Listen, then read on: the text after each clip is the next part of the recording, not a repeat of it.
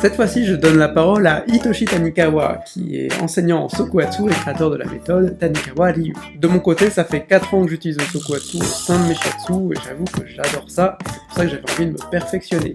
J'ai donc dans ce cadre été rencontrer Tanikawa Sensei. Cette interview a été un petit défi technique, alors j'espère qu'elle vous plaira. Bonjour, je m'appelle Tanikawa. Yoroshiku onegaishimasu. Je suis Tanikawa. Je fais du Sokuhatsu depuis 32 ans. Et à partir de maintenant, je vais répondre à cette interview et je suis ravi à l'idée de pouvoir partager avec vous. Alors pour des raisons techniques entre France-Japon, l'interview est pas en direct. D'abord, j'ai voulu savoir comment Tanikawa Sensei avait commencé le Sokuhatsu et comment il avait rencontré le Sokuhatsu. Et on écoute tout de suite la réponse. Oui, alors quand j'avais 23 ans, j'avais une entreprise de vente de futons. Dans cette entreprise, j'ai commencé à proposer des Sokuhatsu aux clients après le service. C'était intéressant et ça a fait naître une motivation pour faire du Sokuhatsu.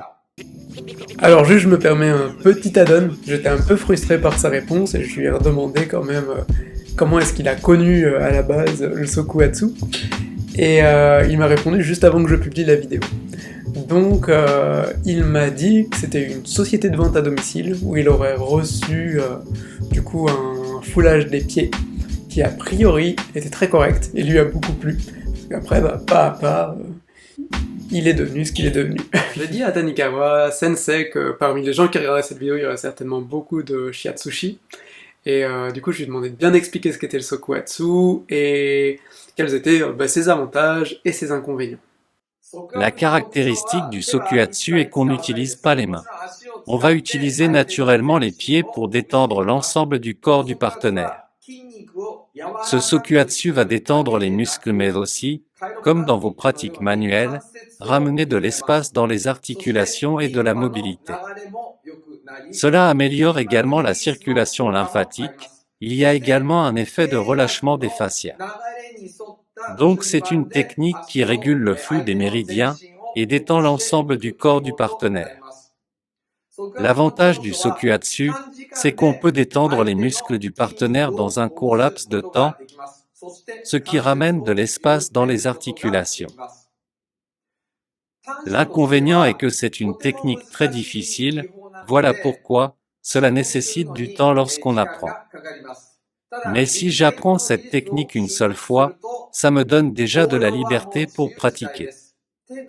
Comme avec les mains, on peut relâcher les muscles et articulations du partenaire. En fait, c'est une technique qui ressemble à l'utilisation que vous faites de vos mains. Alors ensuite, sur les réseaux sociaux, j'ai pu voir que Tanikawa postait ce genre de photos. Alors il a proposé des shiatsu, du coup, à des sumotori et à des boxeurs. Du coup, je trouvais ça intéressant qu'ils nous disent en quoi le Sokuhatsu était intéressant pour les sportifs et quel était son effet sur le corps. Les athlètes poussent leurs muscles jusqu'à leurs limites. En poussant les muscles à leurs limites, ils vont donc développer des muscles énormes. En ce qui concerne ces énormes muscles, la plante de pied offre une large surface de pression qui est très efficace pour les détendre. Elle va non seulement permettre de détendre les muscles, mais également ramener de l'espace articulaire. Pour cela, la plante du pied est vraiment la plus efficace. Lorsqu'on foule le corps de quelqu'un avec les pieds, pourtant sans avoir besoin de mettre beaucoup de poids, une pression considérable est appliquée, mais ça n'est jamais douloureux. Ça ne doit jamais être douloureux, mais c'est important d'appliquer une pression assez forte. La pression du pied est efficiente, parce qu'elle est faite avec une large surface de pression, c'est ce qui permet de ne pas donner la sensation du poids ou de la douleur. C'est une technique de qualité pour les sportifs. J'ai voulu savoir ensuite si au Japon ils avaient fait des études sur le Sokuhatsu, est-ce qu'il y avait des données scientifiques qui étaient ressorties, ou est-ce qu'il avait lui l'envie d'en faire. Quand j'avais 27 ans, nous avons fait une vérification scientifique avec un docteur en médecine qui travaillait sur le système nerveux. Pendant l'expérience, nous avons constaté une augmentation du niveau d'oxygène dans l'organisme. Après avoir fait le Sokuatsu, je me souviens que le taux de saturation en oxygène dans le sang avait atteint 100%, je n'ai pas oublié car nous étions très surpris de cela. Alors j'ai trouvé que dans la méthode Tanikawa Ryu, il y avait vraiment un grand éventail de techniques hyper intéressantes, et du coup je voulais savoir comment est-ce qu'il les avait créées, et comment il avait construit justement toute cette méthode. Quand j'ai commencé le Sokuatsu, j'avais 23 ans. J'ai alors commencé à fouler avec mes pieds, mais en même temps, quand je faisais du Sokuatsu sur les pieds des clients, puis les mollets, en allant jusqu'aux cuisses, ça n'amenait pas un relâchement général. Alors après cela, j'ai continué à fouler le corps de divers clients. Comme ils étaient allongés sur le ventre, j'ai commencé à faire le foulage des fesses, puis des épaules. À ce moment-là, je n'utilisais pas de chaise pour fouler des épaules. Après quoi j'ai commencé à fouler le cou, l'oreille et la tête et progressivement j'ai créé un ensemble de techniques.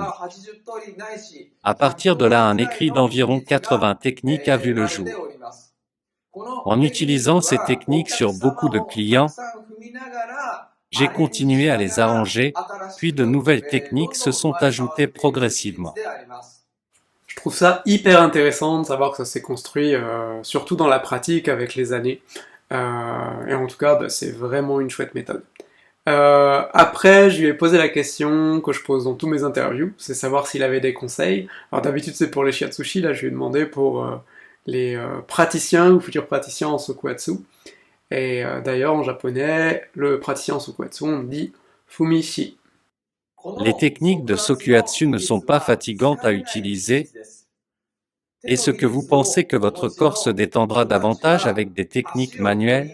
Il le fera tout autant avec des techniques utilisant les pieds. Réfléchissez bien à ça s'il vous plaît.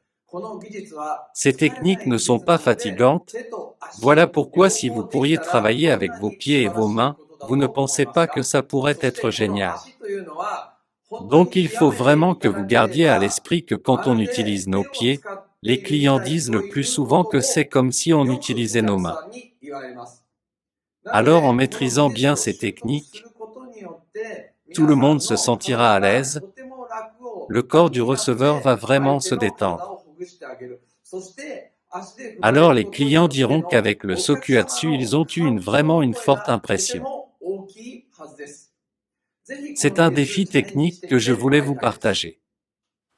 Alors sur l'interview, Tanikawa Sensei est resté hyper sérieux, et je pense que sa méthode l'est. C'est vraiment une des meilleures formations que j'ai faites au niveau qualitatif. Et dans la vie, Tanikawa Sensei, il se montre plutôt très jovial et rigolo, comme on peut le voir par ici. Du coup, j'ai eu envie de lui demander quel était son secret pour avoir autant d'énergie. Pourquoi suis-je débordant d'énergie? Je pense que c'est parce que j'entends chaque jour les voix inspirantes que je reçois de la part de mes clients. Ces paroles de satisfaction sont pleines de vie. Ça me touche profondément. Voilà pourquoi j'ai naturellement de l'énergie qui est présente et me nourrit. Et pour finir, je lui ai demandé tout simplement pourquoi est-ce qu'il aimait le Sokuatsu. Naturellement, j'aime le Sokuatsu. Cela parce que les élèves qui ont appris avec moi donnent des Sokuatsu à des clients et je peux entendre les retours positifs de ces clients qui sont satisfaits. Cela me rend vraiment heureux. Donc voilà, c'est un personnage vraiment très intéressant. J'aurais aimé lui poser plus de questions pour avoir plus de détails, mais ça m'a déjà demandé beaucoup de travail pour la traduction. J'espère que ça vous a rendu curieux et que vous allez avoir envie de rencontrer le Sokuatsu. Pour moi, c'est une méthode qui est vraiment complémentaire du shiatsu. Ça permet de varier un peu les postures quand on a des grosses journées de travail et de soulager un peu nos mains. Mais en plus, je trouve que c'est un outil qui est vraiment pertinent. Enfin, ça a vraiment sa place. Parce que le pied permet des pressions très larges et en même temps très, je dirais, onctueuses. Donc si vous avez envie de rencontrer Tanikawa Sensei, je sais qu'il revient en juin en France. Et il y a un site Sokuatsu France où il y a les dates. Alors vous pouvez faire les trucs que tous les youtubeurs disent, mettre des pouces bleus, vous abonner, des commentaires. Ça fait toujours plaisir, et ça motive à faire d'autres vidéos, mais je reviendrai quand même avec des interviews prochainement. Sur ce, je vous souhaite plein de bon temps, prenez votre pied, et à très bientôt sur mes tatamis.